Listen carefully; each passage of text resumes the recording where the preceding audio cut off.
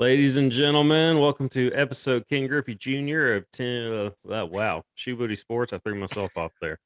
That's episode 24 of Shoe Booty Sports. And ladies and gentlemen, Shoe Booty Sports is presented by Rhino Races. Rhino Races is a virtual racing series that offers 5 different races: a 5K, a 10K, a half marathon, a marathon, and a unique challenge called the Rhino Ultra. Visit rhinoraces.com to register and for details of those races and that race series. Also, check Shoe Booty Sports out on Spotify, Apple, and Google Podcasts. Of course, check us out here on YouTube and subscribe to the YouTube channel for our latest content. But we will jump into it right away. We had a couple of national championship games this weekend. The second, both of which were good games. The one last night, though, this is coming at you Tuesday night, April 5th. But Monday night's game, the men's national championship game, ended up being quite a game. It didn't look like it was really going to be at the end of the first half, but Kansas down 15 at halftime, stormed back in the second half, and ended up being a heck of a game. Kansas tops UNC for its second national championship under Bill Self. I believe it's their fourth overall. Yes, that puts them 4-6 in national championship games. What a game! I know that I know we did our picks last week, and I picked Duke and Kansas, and then I had Duke winning it. But after watching the way Kansas played Villanova in that semifinal game, I thought I don't know who's coming out on the end of UNC Duke, but neither one of those teams is going to beat Kansas. I thought that. I know I'd picked Duke, but I thought no, Kansas is going to win it. Kansas isn't. Duke or North Carolina can't beat these guys. But North Carolina played far better than I thought they would against them. I thought they'd give it a game. It's North Carolina. Give them a game. It's North Carolina, but I mean, they looked like they were. I mean, they dominated the first half, and then just the halftime adjustments, just completely different team in the second half. I thought Kansas was just bigger, and although North Carolina, I say that until I saw North Carolina match up with them. I knew North Carolina had size, but I figured Kansas was too big, shot it well, and would get the ball and get it in transition and score that way, which they did not do in the first half, scoring in transition. But that changed in the second half. They sped up the tempo, and that helped. That was one of the difference makers in the second half for sure, along with just making shots. What were some of your takeaways from that game in particular? Bradley Brown, by the way, co-host. Yeah, Bradley Brown here, coming at you live. Man, to me, man, that game was all over the place. After the first minute, man, freaking, I thought Kansas was just going to run away with it because UNC had that slow start. And then, before you know it, close out the second half with a 15-point lead, and everybody thought it was over. I thought nobody's going to come back, and especially in a national championship game, down 15. Wouldn't think anybody'd let that happen, but they proved me wrong.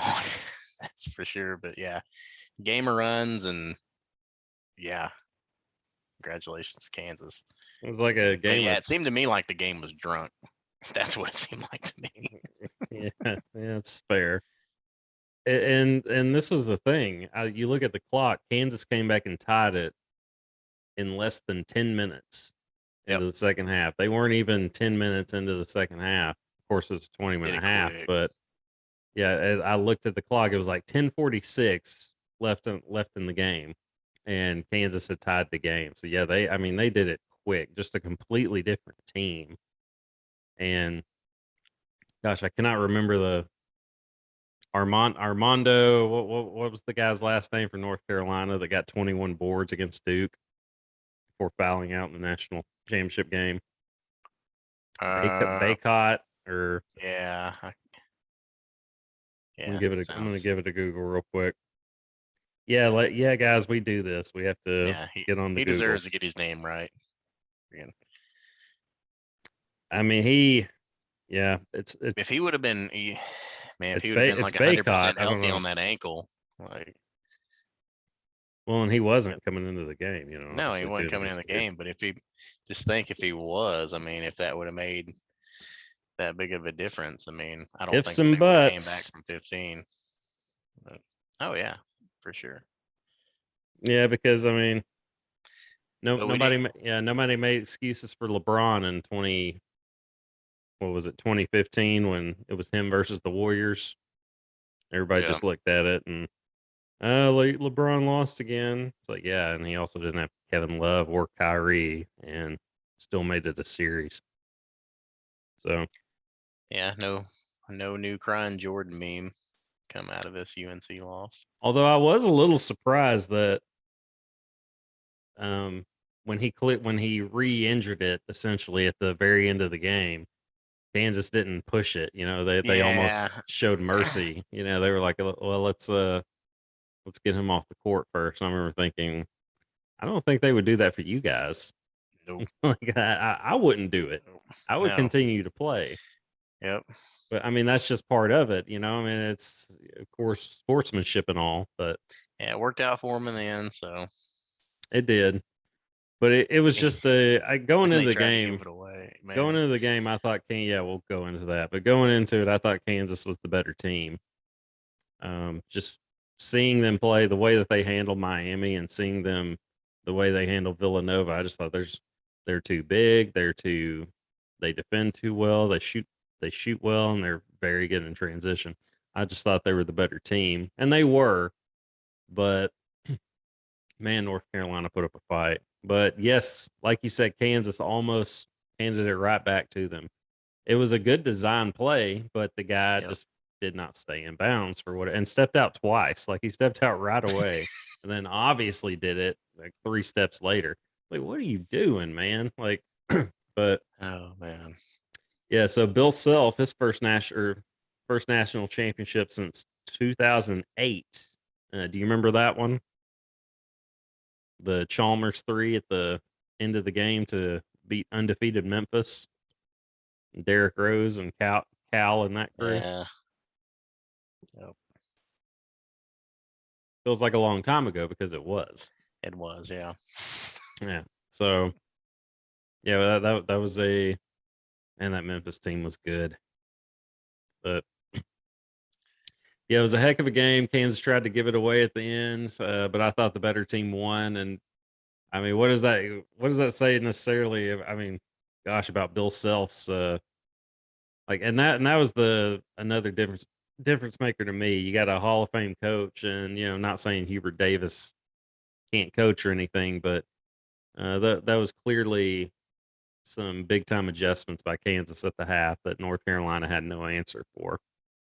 And it's like, okay, well, this is why Bill Self is as good as he is, and why he's been this level of coach for a long time there at Kansas. So his second national championship, good for Kansas.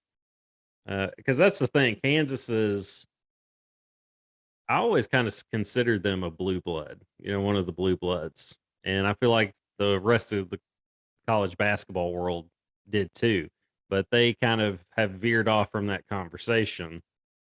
Like when this commercial came out above or about all the schools with the blue and the blue bloods, with Devin Booker, Leitner, and Sue Bird and that crew. Yep. So yeah, well, and yeah, Vince Carter. So you got which was North Carolina, Kentucky, Duke, and UConn. And I'm like, well, there's another school that's pretty good, that is, the blue colors being Kansas. And they were left out of that. And I mean, now 4 national championships is pretty good. And Kansas they're always in the mix. So I think winning this will give them a little bit of respect back, and kind of back into that blue blood conversation. I always, even before last night's win, I considered them to be in that conversation, as one of the blue bloods of college basketball. Not Duke or North Carolina or really even Kentucky, but they're up there. They're maybe a notch below that level. But they were clearly the clearly the better team last night. They're the early favorites by Vegas to win it again next year, but who knows about that? We'll kind of veer off to this right away. Did you see the way too early predictions by ESPN? I'm Well, of sure you course. have. Yeah, I'm just trying not to overreact. having Arkansas as the number one team going into next season. And the reasoning for that was the number 2 ranked recruiting class coming in next season. For whatever reason Duke's number 1 recruiting class wasn't. I mean, they were in the top 5, I think, or 10, but that wasn't considered for whatever reason. Of course, Coach K won't be there anymore. But I think that was made under the assumption that Williams or Tony would be back, and yeah, and Tony is declared for the draft. Note is declared for the draft, which good for those guys. And Jalen Williams has declared for the draft, but has kept his eligibility open. I Yep. think Williams will be back. I don't see him as a. I don't see him as a first round pick. Um, I mean, maybe some team does. I don't see him as such though. I think he's a solid. He'd be a solid 4. In the NBA. Not, and that's the thing. He's not really he's a walking double double, but he's not like a big time scorer. Yeah. I think he could put up maybe like Bobby Portis type numbers, except he's not as good of a shooter as Portis. So, I mean, I could see him as maybe like a 6-12 or 6-10 at the next level, and that's not high. That's not lottery pick material for sure. Which of course he wasn't. Nobody was saying that, but Yeah. I looked at that and I was thinking, yeah, I think Jay will be back. But man, I was really I had a feeling Note would be gone. But although there's things he can improve on for sure before going to the next level, but that won't happen. He'll and I don't blame him. You know, go get your money. But if Note or excuse me, if Jay Will and Tony were back, I would say that's a fairly considerable prediction. Having Arkansas that high, but with just one of them coming back, I don't know because Tony did so many things that don't show up on the stat sheet. I was a little surprised by that, but not. I mean, not really. I mean, these guys want to go get paid, so I don't blame them for wanting to go do that.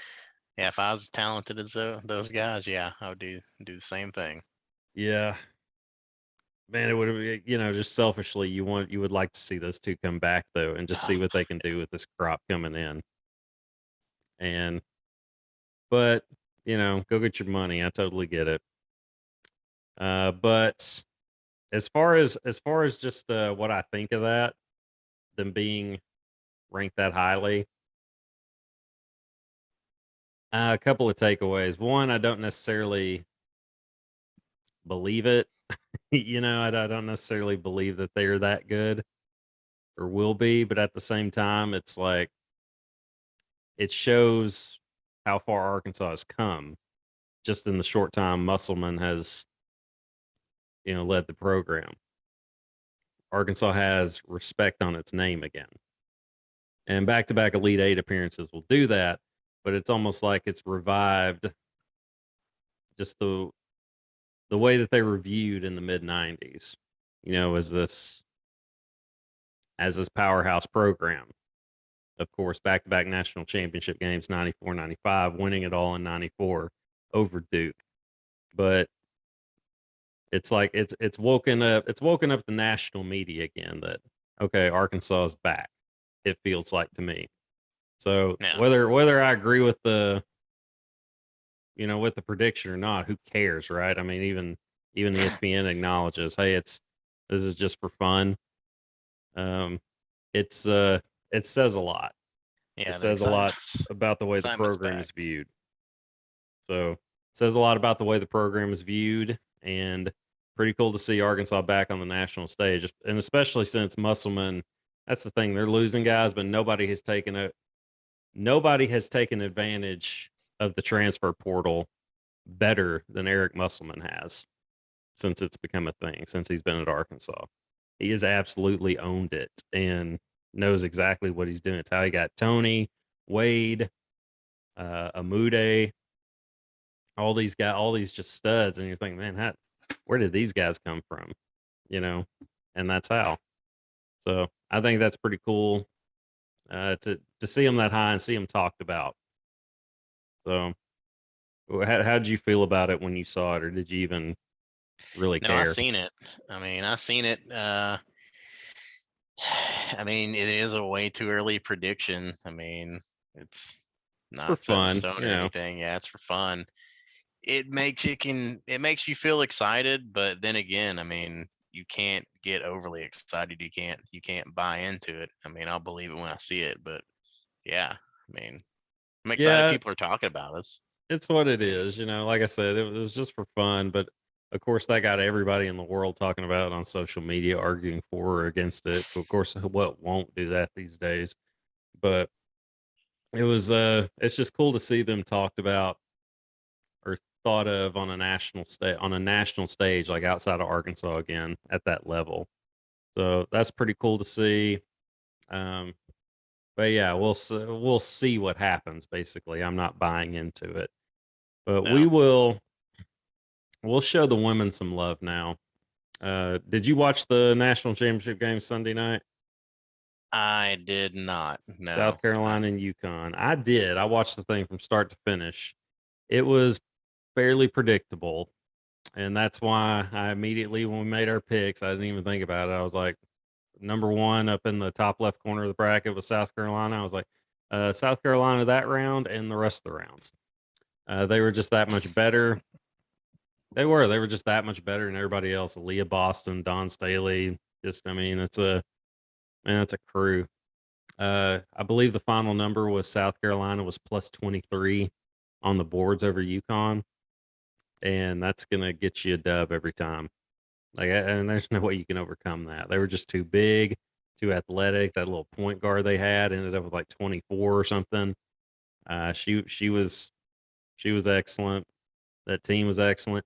I came away from that game just saying, of course, I tweeted it out like, I don't know how South Carolina lost 2 games this year. They just looked like, in 36, you're going to have a couple off nights, especially in basketball, but still, For sure. wow. I mean, if somebody's not having a good night, somebody else is going to step up. And yeah, I'm surprised they lost 2 games this year. They were that good.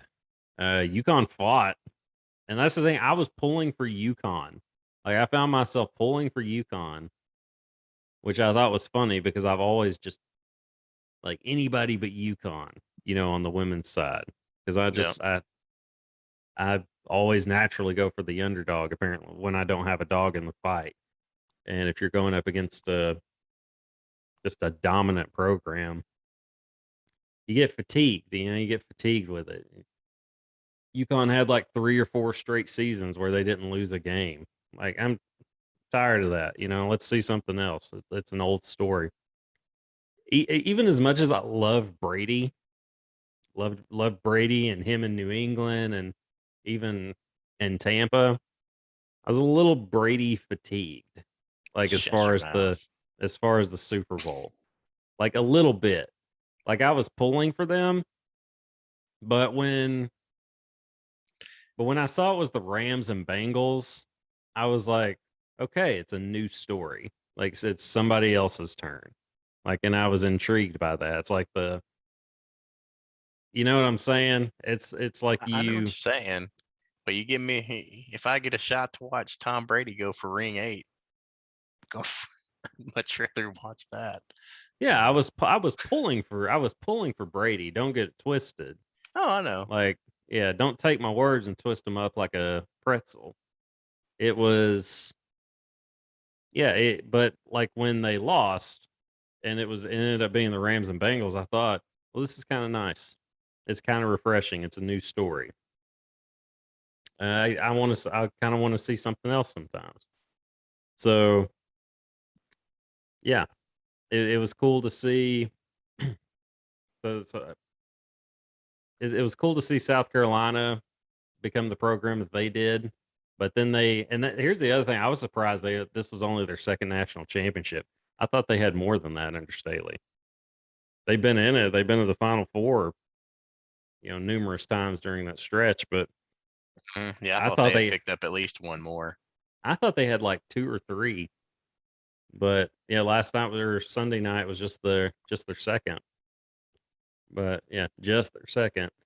But yeah, South Carolina was clearly the better team. But I don't know. I saw myself pulling for the underdog. That won't last. UConn may end up with having the best team next year, especially with, I'm sure Paige Beckers is coming back, just being a sophomore. Yeah, It's different for them. I mean, what do you? And plus, she signed like a massive, uh, NIL deal. yeah, NIL deal with like Steph Curry's company or something like that before the season started. Right. So she's making money. She's making money already, and I don't even know what the average WNBA player makes, but it's not what the NBA player makes. So, but she's a star though. I mean, she's gonna make her money in endorsement deals and whatever probably Nike is gonna dish out to her, just because they got to be looking at her as like a gold mine, right? Like this could be the face of like the women's basketball movement, like coming up, because nobody really plays like her. She is like she plays like Steph Curry, except she's bigger, as far as not bigger than Steph, but like compared to other players To she the goes competition, against. yeah. Yeah, it's she's 5'11", I believe is what she's listed as. So I mean, she's going to be like the Yeah. face. She's going to be the face of women's basketball, for the next decade probably. So yeah, and I guess the Kristen Williams girl having being an Arkansas connection, I guess that kind of made me pull for him a little bit. But it was obvious early in that game that yeah, South Carolina's got this. UConn got it down to 6 at one point in the second half, but that was it. That was as close as they got. Beckers was the only guard that can score. I don't think Kristen Williams scored. The other 2 guards just very low numbers statistically. And it's not that they had a bad game. I mean, I guess they did, but that was more so South Carolina, uh, just stifling them defensively. That's what it had to do with more than anything. So, congratulations, South Carolina, and yeah, Kansas. So now on to, we still got pro hoops, but college basketball's over. And so we're kind of like building the topic list today. That was the thing. I was like, well, here we go. We're kind of veering off into the spring sports thing, like heavily now. Losing college basketball, we'll have pro hoops, until the end of the summer or midway through the summer.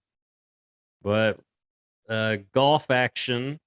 I thought you were going to go into pro bowling, but yeah, we can talk about golf. Well, we won't go into I would go into professional bowling before I go into the Pro Bowl. Oh yeah, that's for sure. NFL. That's for sure. But I don't know if that dude was still around, the mustache guy who has that like clutch moment in whatever bowling championship it was. Oh, he and still he's like, bowls. does he? He's like, I'm pretty sure. he's like, Yeah. I am, and then he's pointing to himself, and like that dude's an absolute studly stud, just man amongst men. Like I would watch him. He's like Bill Murray in Kingpin. I can't remember the guy's name. Ernie McCracken. Yeah, okay. Big Earn. Yeah, Big Earn. There you go. Big Earn. Good job on remembering that.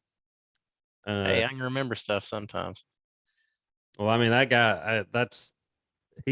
I see him as like the real life version of that. Oh yeah. And so if he's on, I'm watching just for that. Because anytime that is shown by Barstool or anybody, I'm retweeting it just because it's excellent. I could watch that, 24 times and still not get tired of it. But this weekend Masters tournament, when does the Masters tournament start? Or when's the Masters start? not a tournament. Well, they've already had the women's amateur tournament, I think there. But the actual tournament starts on Thursday. The practice rounds were going through today, I believe, and they're closed tomorrow for the Storms. I think they had to close them down some today for the Storms. But yeah, unless you just woke up from a coma, everyone knows Tiger Woods is possibly going to play in it, which is amazing if it actually does happen. Because 17 months ago he got that severe car accident. Nearly lost his leg, right? Nearly lost his leg, nearly lost his life. But yeah, it's a miracle he's even able to golf, much less compete if he's able to. Yeah, if he's able to go, holy crap, watch out. Did you see pictures of his practice round from Monday?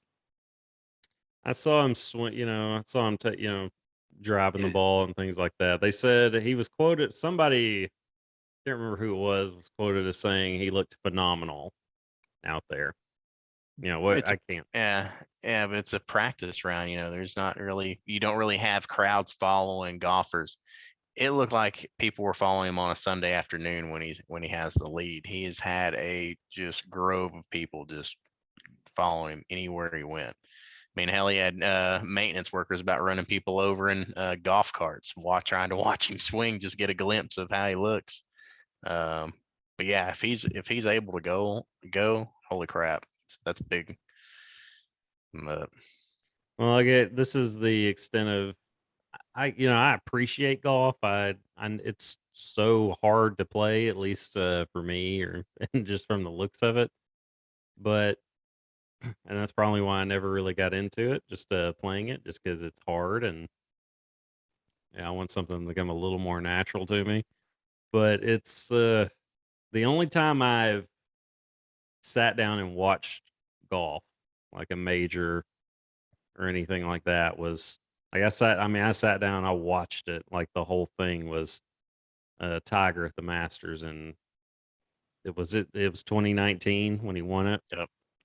Yeah, and I remember texting my dad saying Tiger's ahead with so and so holes to go on Sunday.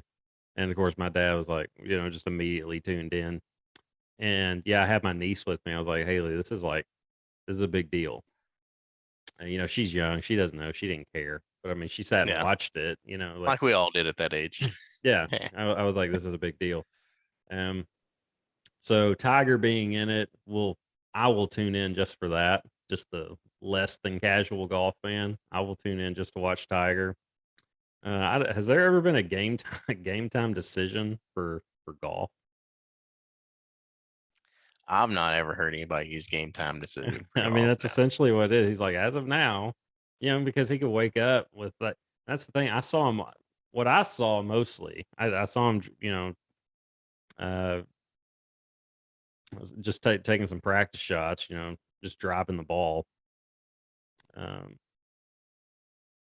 I mostly just saw him walking around. That's what stood out to me. I mean, he looks like he's walking around on a bum leg. And how much walking do you do at a place like that? 18 holes at that course Oh man. for what, 4 days? Yeah, for 4 days. I'd figure each round you're walking, I don't know, somewhere around 10 to 12 miles. So, I mean, and that course has a whole lot of elevation change to it. So it's going to be walking up and down. The weather's not going to be the greatest. It's going to be cool. So that might irritate those titanium pins and stuff that he has in his legs. I know it can sometimes aggravate mine. It don't feel that great. But yeah, he's going to have his work cut out for him for sure. Because that's going to be, we're talking, 40 miles minimum. I mean, that's if he hits it in a straight line and you don't have to zigzag across the course like most of us normal people do. Yeah, it's a little different with him playing. I don't. I didn't realize you walk that far. Especially at a place like that. I didn't realize you walk. I guess that's why you have so many people take carts when they're just out casually playing. And we had this discussion going on. I mean, Tiger's not gonna. That's not something Tiger would do. John Daly did it. I mean, he took a cart for. Oh, Yeah, he had some kind of disability thing. I just remember But he's Tiger also on ripping the on it. senior tour. Yeah. I remember. Yeah, I just remember Tiger being like, "I walked around on that course with a broken leg or something like that." And I was like, "Yeah, Tiger's not gonna do anything like that. If he can't go out there and be one of the guys, he's not gonna do it." That's the thing about Tiger. He's got as much respect for the game as anybody. So I just googled up what the average length to walk 18 holes at Augusta was. I don't think anybody has a definite answer. I feel like somebody should. I mean, depending on where you hit it. They're saying some guy, he's saying he did the math. He's coming up with a little bit over 8 miles. So still, it's not like you're going out there hop, skip, and a jump and you're I was done. just say 10 to 12 seems like a lot. I mean, that's almost a half marathon. I was like, that's Yeah, it all depends on where the course is at. I mean, some courses have their holes, pretty close together, and some of them are spread out, around a mountain or 8 or a miles is hill. still a lot. I mean, yeah, it's still a lot. I mean, but there are some out there that can get up to 10 to 12 for sure. So what are his chances? I'm not giving him a chance at all to win it. But he's obviously played this course and won it. What has he won it 3 times? 4 Nah, times? yeah, no, he's 5-time. Oh, okay. Yeah. I And the think. last being in 2019. Yeah. Yeah, I don't give him a shot to win it. Or if he comes back and does it, a lot of people are saying it'd be like the greatest comeback story ever. And I heard it. He's going for his 6 green jacket. So yeah.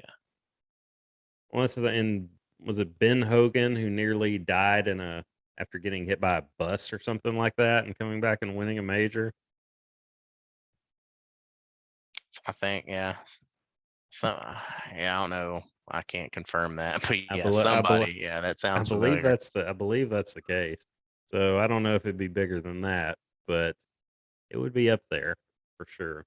I don't give him a shot to win it, but it'd be a lot cooler if he did. Yeah, I would tune in. Yeah.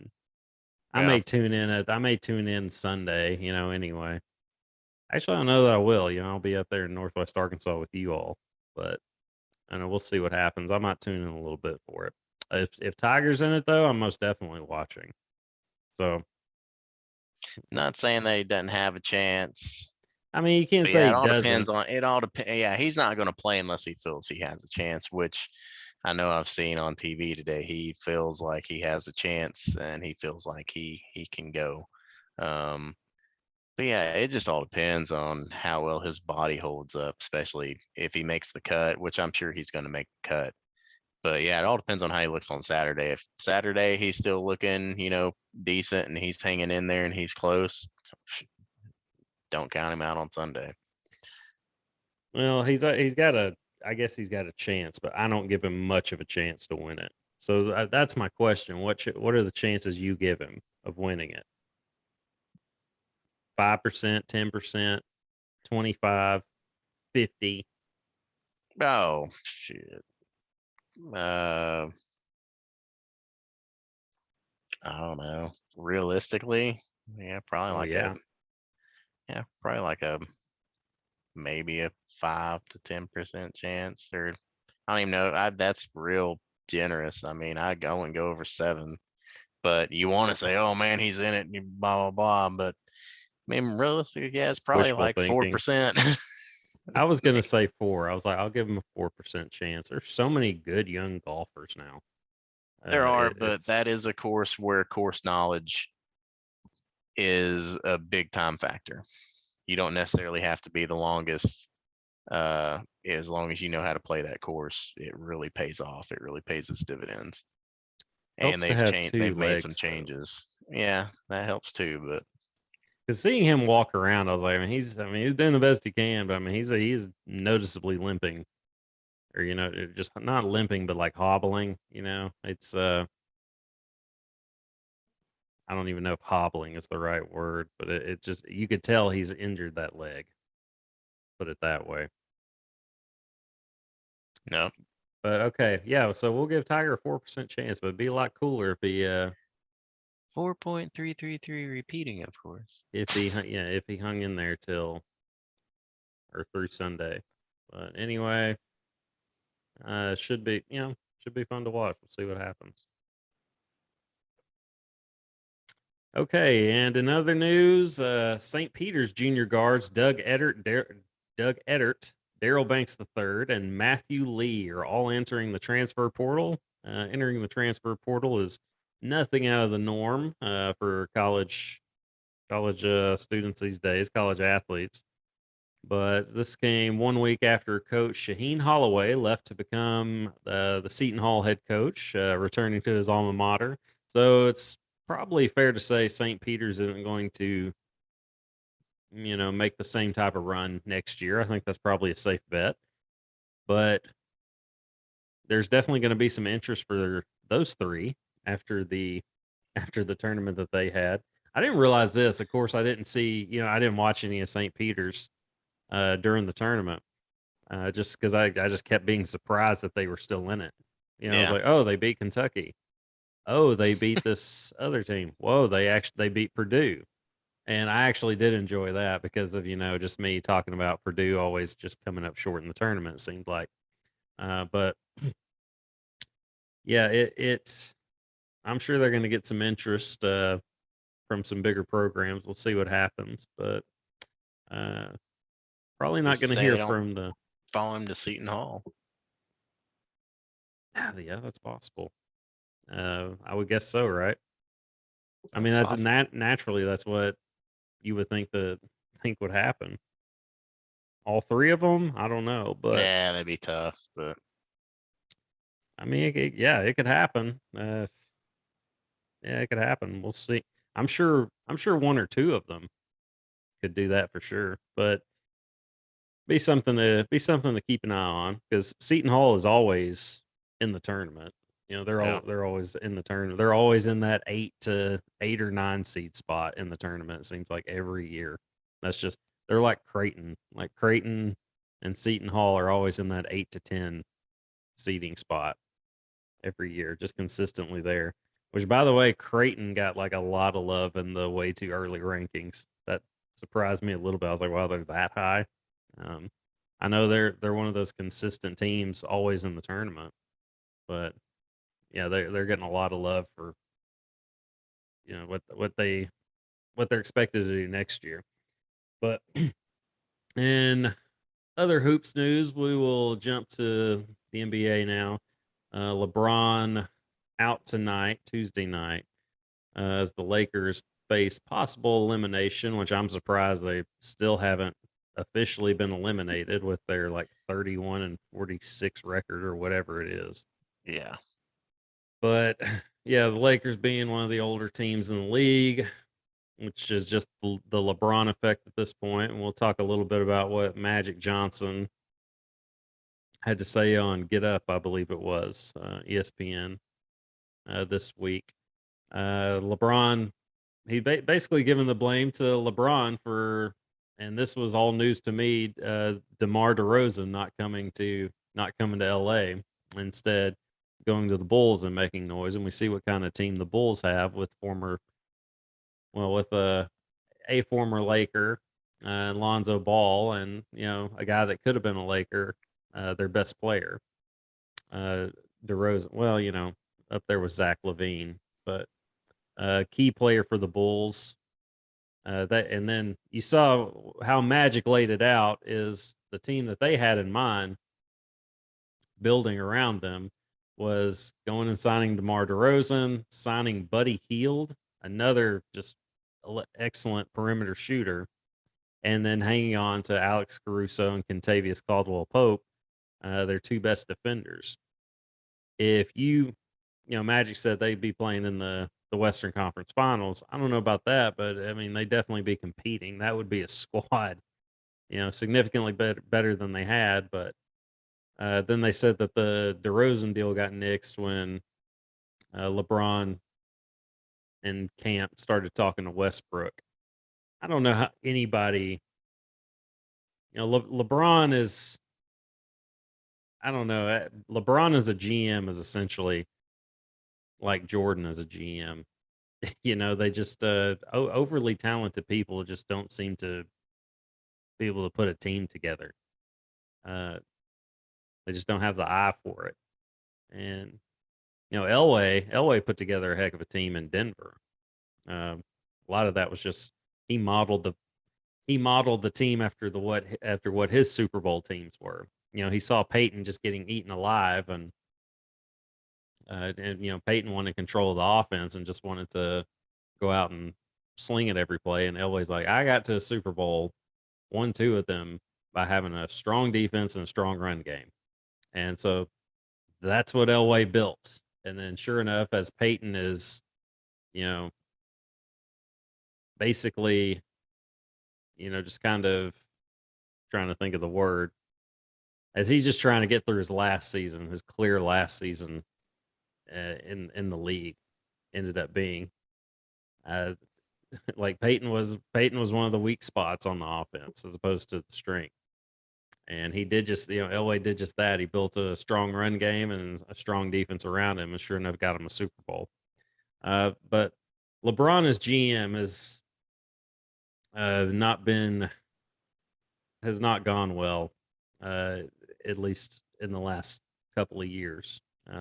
Well, I say couple, I mean they won it all, and they won the bubble championship, which I mean it's still an NBA title. Like it's the same ring and everything. Not knocking it, but I mean the thing with AD was a success, even though it hasn't been this season or last. It was a success because they got a ring. It's time to clearly move on though. But I don't see how anybody in the Lakers front office, of course, Magic wasn't there, but I don't see how anybody in their right mind could, in that front office, didn't sit back and say, why are we going for Westbrook when we could get DeRozan and sign Buddy Hield, and then try to hang on to our 2 best defenders, perimeter defenders? I don't see why. I don't see how people in the front office could have put their name on that Westbrook deal.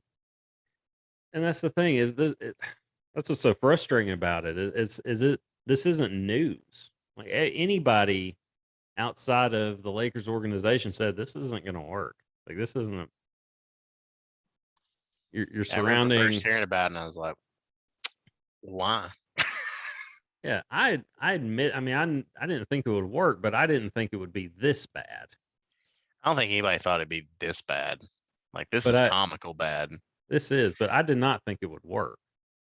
I was like, what does LeBron need? LeBron needs shooters. He needs shooters. And it doesn't help that Anthony Davis has sat more games, it seems like, than he's played. And that's probably a more realistic statistic than, I'm. I mean, how many games have they played together? Like, not many. 20? There have been some good nicknames going around, though, for Anthony Davis during this. What did Charles Barkley call him?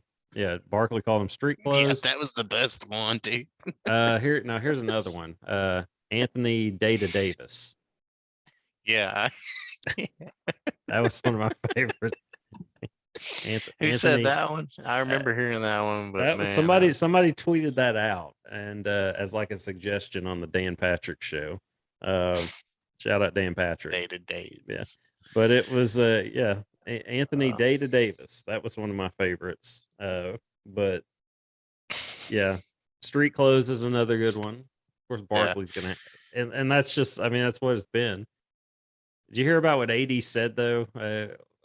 After their most recent loss, or he said something along the lines of everybody's rooting against them. And it's like, dude, you have one of the. It's like, dude, you have one of the most loyal fan bases in all of sports. I mean, how many Laker fans like do you know? I know a lot of Laker fans here in Central Arkansas. Yeah. Yeah, it's like, did you have? Yeah, you have one of the most loyal fan bases in all of sports. So not everybody's rooting.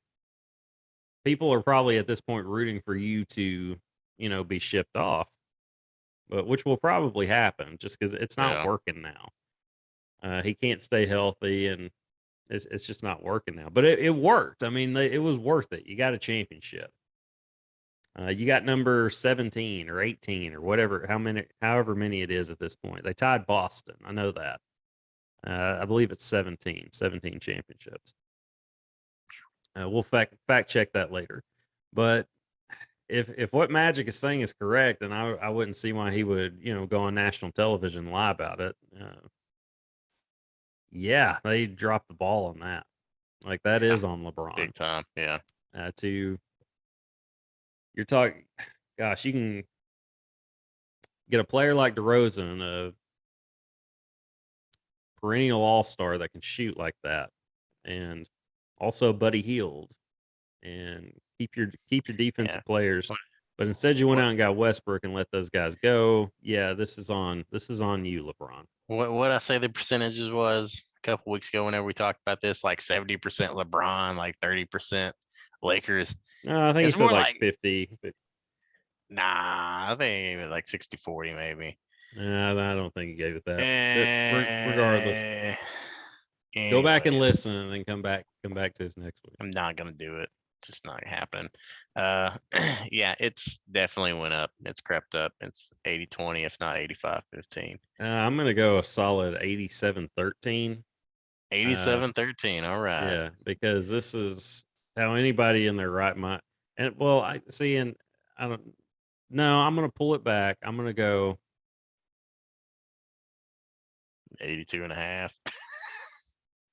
No, I'm gonna say 77-23. I was basically just taking that time to do the math in my head. I'm gonna go 77-23 because the people that in the Lakers front office that thought this was a good idea, somebody up there could have said, "Hey, no, this is dumb. Like, look at what we can have." Like looking at it on paper, anybody, casual fan, can say, "This isn't. No, this is the better deal. Let's go with this." And Yeah, everybody needs nobody to run did it through that. the reality check department for sure. Nobody did that. And just for that alone, I got to give them. I got to give the Lakers front office more blame than that because LeBron is the talent. LeBron isn't in the administration role. He's not in the role of building the team. He is to an extent, but he's still a player. It's still his team, but he's still a player. You got to say no. This is the GM has got to say no. This is the better deal, and you got to put your foot down at some point, even if it pisses LeBron off. And at this point, and that's the thing, if LeBron, you got to make changes. You got to make some franchise shattering changes in the offseason.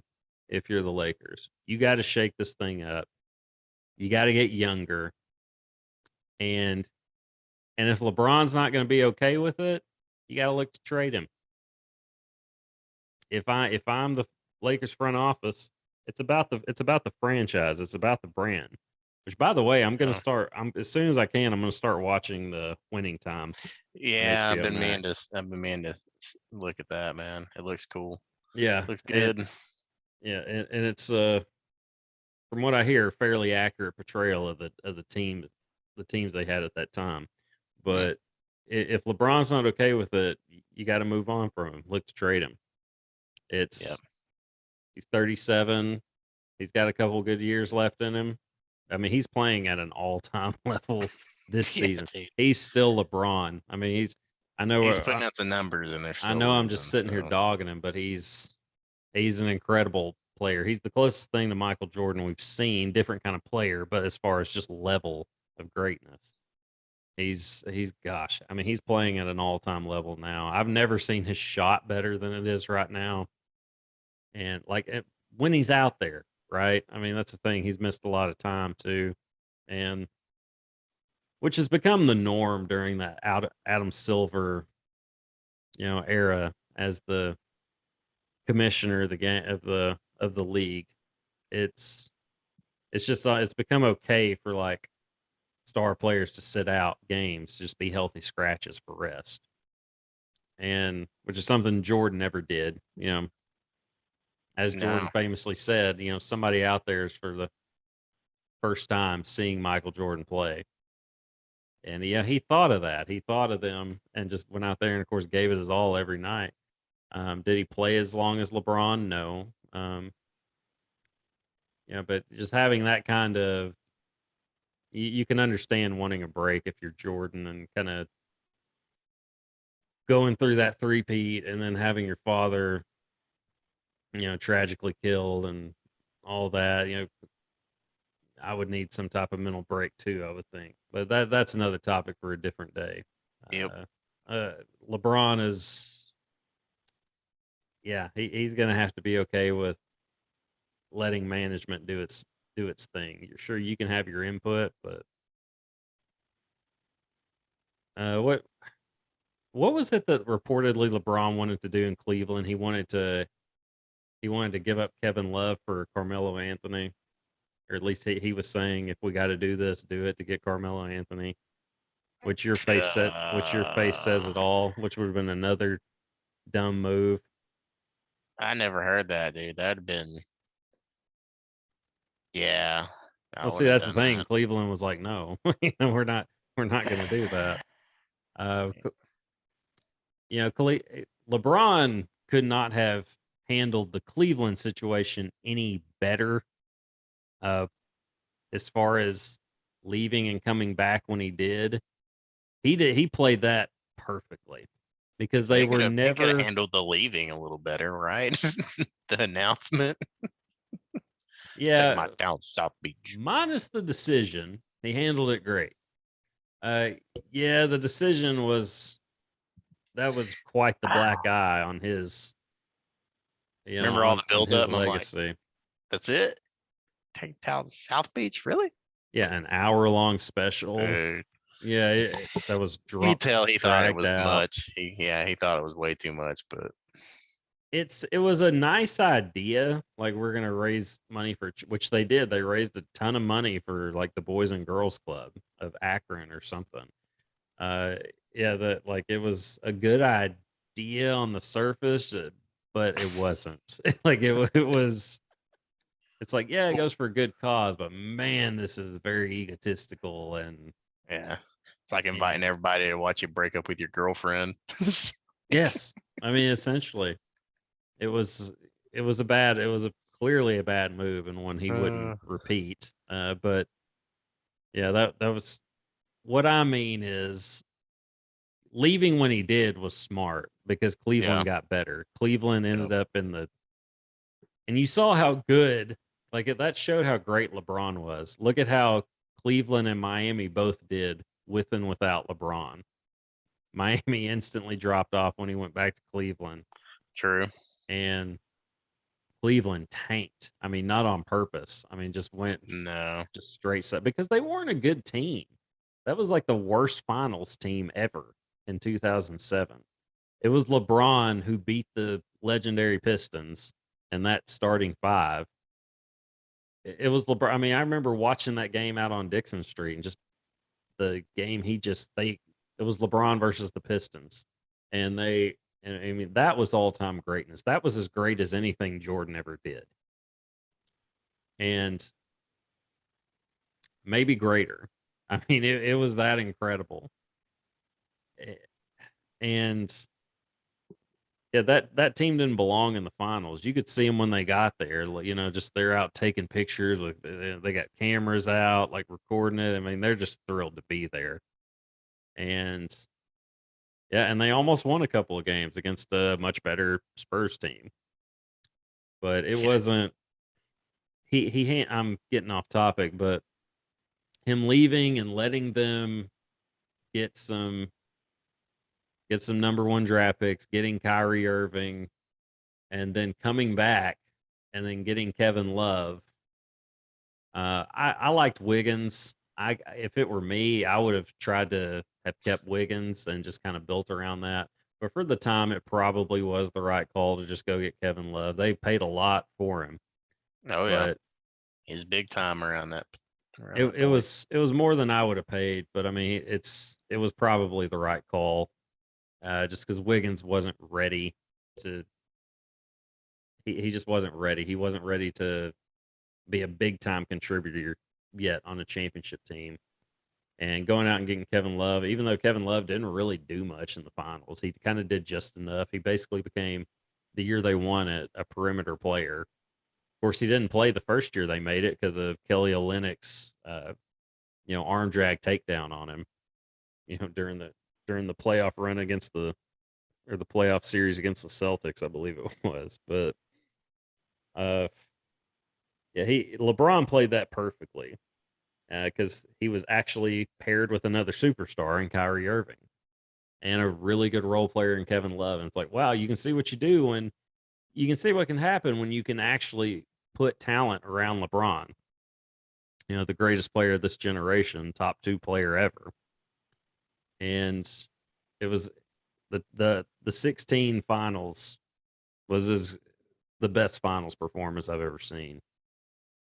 And then Kyrie hitting the big shot. But yeah, LeBron couldn't have played that more perfectly.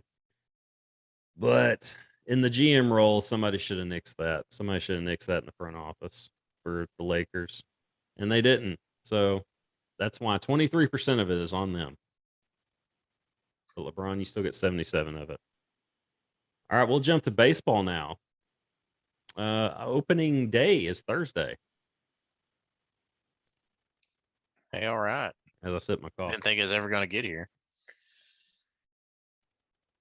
Yeah, we missed 2 weeks of it. So Something like that. yeah, I don't think anybody was that upset. No, there's many- plenty of baseball still. Many games. They could probably trim the season a little bit, but You could say that for any sport. Oh, I can't get enough football. yeah, I was fixing. You can't really say that for football. I can't really say I could, but I won't. But you could say that about basketball, and that's the thing. If they cut the basketball season short, I feel like at this point they should, just because of so many stars sitting. But yeah, NBA for sure. Yeah, but that's another. We can talk about that some other time. But the big news for me, Albert Pujols returning to the Cardinals as a DH now, which is still kind of strange to see in the National League. But yeah, he will be. This is his 22nd consecutive opening day start. Man, it's a long time. I mean, I knew he was in the league for a long time, but wow, just hearing that. Dang, dude. Yeah, it made me look up his stats today. Career stats: 679 home runs for Albert. He's never had PEDs linked to him, has he? You never know anymore, right? But he's never been in that discussion. I don't think so either. Come on. He is, and 2,150 RBIs. I don't know how far he is behind Hammer and Hank for that. 297 career batting average. He hit only 236 last season, but he's a 3,301 hits, so 3,301 career hits. So just obviously all time resume. No doubt Hall of Famer. That's gonna make me look up Hammer and Hank's numbers. Like say how many homers you think he's gonna get this year? Oh, that's the thing. You think he can get 700 now? Could he? Yeah. Will he? I don't know. We'll see. I didn't even realize he was with the Dodgers. I had forgotten he was with the Dodgers. Oh, come on. No, you last didn't. year. I did. I had forgotten he was with the Dodgers last year. See, that'd be 21 homers. Let's see. Man, I think he can do it. I think he can probably get about 7, end it maybe 703, 705, somewhere around there. That'd be pretty cool. Could he? Yeah. Will he? I don't know. I think he'll finish around the 15 to 22 range as far as home runs. That's the thing. Can he play long enough to If all he's doing is DHing, yeah. to pass Hank or Bonds. He's 42 though. I mean, how much longer do you keep a guy around that's hitting 236? You know, Yeah, that is true. like as a DH. You know, I don't. Yeah. It's like Frank Gore. Frank Gore kept climbing that rushing list, but you knew it was like, I mean, we're just kind of keeping him around as a, you know, to to help him climb at this point. And you don't keep a player around just for that. We want to watch him break the record. Yeah. Of course, Gore was on the Jets, so he probably was their best option. You know, to be fair. True. All right, Hammer and Hank, 2,297 RBIs. So he's not going to catch that this year. Absolutely not. No. The Babe though, he's 64 behind Babe Ruth. 2,214 RBIs for the Babe. That'd be toughy, man. If he gets the Babe. He could do that. He could do that this year. That's 64 away from tying it. So that could happen. Bonds is number 6 on that list with 1,996. Nobody's surprised by that just because he, you know, they never pitched to He him. probably took more steroid shot than that. Yeah, he never took that. It's the cream in the clear. He didn't take any shots. Oh, me. Okay. I'm sure he didn't. I'm sure he probably didn't take any Yeah. shots. It was Probably all didn't. about the cream in the clear with him. That's the thing. Bonds never failed a drug test. Did he do it? Absolutely. But yeah, I mean he's never failed a drug test. It's still weird not seeing him or Clemens in the Hall of Fame. You know, it's just weird. Uh I get it, I guess, You but never gonna see. Yeah. no, you never will now. I mean, their eligibility's that done. Uh, but Pujols will be there, absolutely no doubt. Uh, Yep. it's going to be fun to see him in St. Louis though. Really cool. The Cardinals, the best pro baseball franchise there is, as far as I'm concerned. From an organizational stand, I'm not a fan or Yeah, as they anything. say, yeah, you were in the hat and everything today. Yeah, So, but it's, I mean, come on, man. From the fans to the unis, especially when they rock those baby blues. oh, Man. dude, the baby blues are awesome. They are filthy. When Yachty comes out in that baby blue gear with the uni, there's nothing cleaner. But it's I mean that's just the franchise, man. What is it? What is it? 12 World Series championships they have? I should know. Yeah, you should know better than me. I believe it's 12. Sounds right. Yeah, only behind the Yankees who just go by, you know, their championships but they haven't been competitive in Golly, since '90s. well So no, what it they've feels like, but yeah, no, they've I won know they've since been then. competitive, but Of course, yeah, they were dominant during the Jeter stretch. But it's that's mostly Boston's division now, which who ever thought we'd say that, you know, 20 years ago. But as far as like a early favorite or anything, you know, neither of us have really covered baseball that closely, pro baseball that closely, at least watching it. But I would say I'm sure the Dodgers will be up there. They're the Yankees of the National League these days, as far as just going out and, you know, paying players. But they've been smarter about it than the Yankees have in recent years. But you know, I think the Dodgers are probably going to be an early favorite, I would say, to come out of the National League. San Francisco was really good last year too, so I'm sure they'll be back in the mix. yeah. Cubs aren't the Cubs anymore from the year they won it. They just completely blew that team up. When they got rid of Madden, essentially, I was like, yeah, this thing's over. I mean, Yeah. I've never been a Cubs fan, just being a Cardinals fan, but it's I did like him, or I'm still a fan of him, but he's with the Angels now. Yeah. He was just fun to watch manage, just the things that he would do.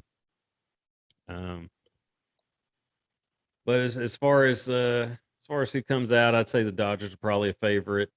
The American League, who knows? It'll be the same old teams in the mix, I'm sure. Boston, Toronto has gotten better. Although people seem to say that about them every year. The Blue Jays are the team to watch, and I think they've said that for the past 8-9 years. And they're competitive, but haven't gotten to the series. But yeah, are you excited for opening day Thursday? Or have you even thought about it? Did you even Not realize really. it? Yeah, I'd say not really. I mean, it's not marked on my calendar or anything. I'm not counting down the days. I It'll be nice to usually have baseball back on TV. I mean, it'd be nice to, it's getting warm outside. Go grab a beer. Go to a game. I mean, it's nice. But yeah, I'm not. Yeah, I'm That's not like, holy probably crap, it's opening day. Yeah, that's it's not probably the me. general public's feeling It's on got it. to be the I general think public's that was feeling. I think you kind of nailed it as far as that. It's like it's nice as it's back. Um, yeah, it's something to do on a day that we get bored. And see I'm pretty similar in that regard as far as, hey, Travelers games are back. I can go on a nice day and get barbecue nachos and watch a game. Yep. By the way, their barbecue nachos are so lit. Shout out Dickie Stevens staff there, Oh, Dickie Arkansas Ray Travelers. Stevens. Oh, it's their barbecue nachos are so dope. So I do look forward to that, going to Travelers games, which is the double A affiliate of the Seattle Mariners.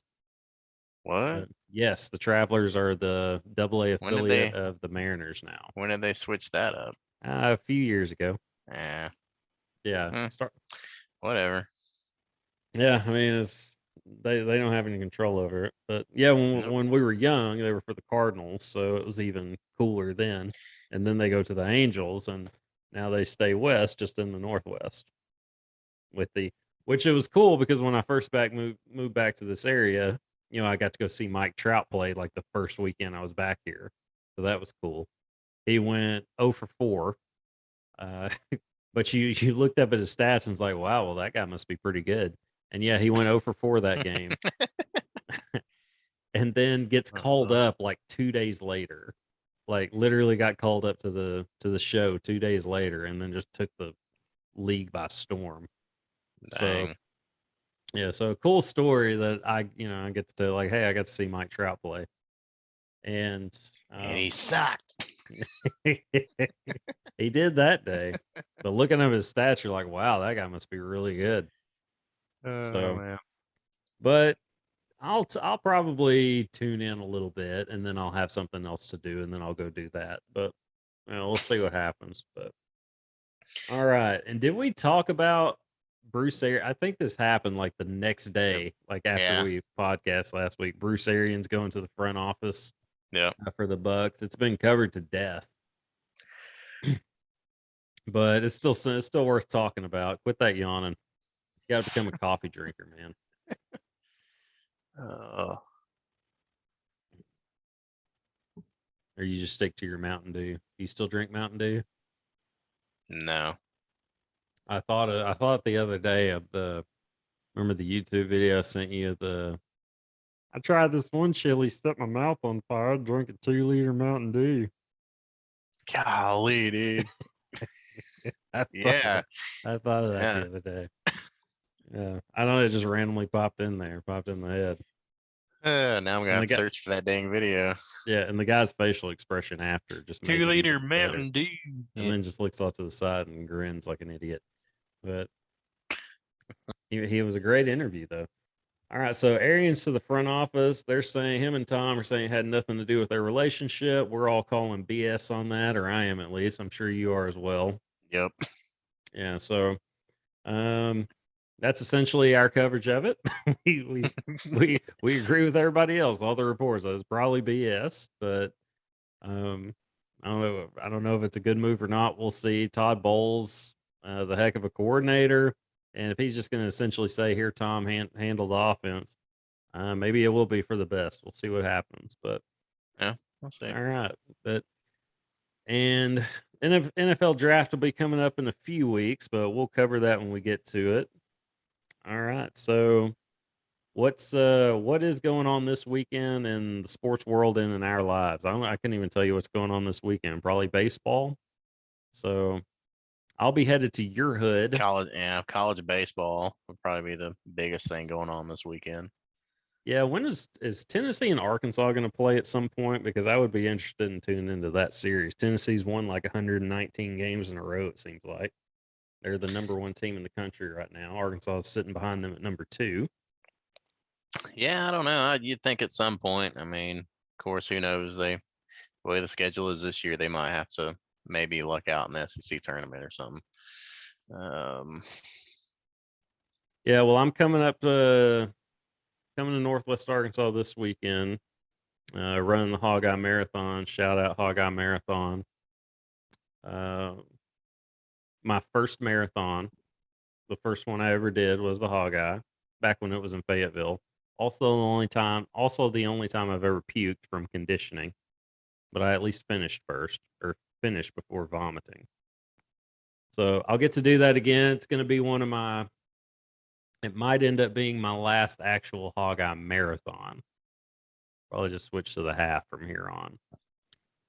But yeah, bad news. Yeah, there's no Tennessee on the regular season schedule. So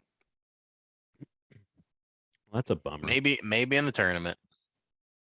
Yeah, possibly. If it stays as is, they won't see each other until the championship game. But true. Yeah. Well, it's something worth watching, keeping an eye on. I mean, the SEC can play baseball. I mean, they can play anything these days. I think gymnastics are having their championships or something. If you're into that, I think I seen that on Twitter. Or maybe they're having the regionals over the weekend. It was some big gymnastics thing. Like everybody's making a big deal about it. I wouldn't even know how to judge something like that. Okay, now like that UCLA girl from a few years back that had like the perfect score or whatever. I was like, okay, that was dope. She had like a swagger about her and everything.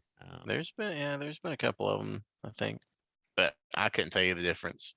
I was like, oh, okay, cool, yeah, that's impressive. But I mean, I can't tell you the difference between an 8 and a 10. I mean, other than the 10 just looks like other than the 10 just looks like the landing was just perfect. Yeah, the landing is just like, oh, were they human? How'd they do that? I don't know how they get up so high. I mean, I know it's like kind of springy a little bit, but still, it's incredible. All right, so gymnastics made its way into our show. So, cool, but that's probably also a sign that we've run out of things to talk about. Yeah. So we're gonna close episode 24 here. Shoe Booty Sports. We'll be back next week. Same time, same day, episode 25 coming at you. Till then, we're signing out. Grandpa, deuces till next time. Brother Brown, see y'all later. Actually, I won't see you. Y'all see us, I guess. Yeah, till next time.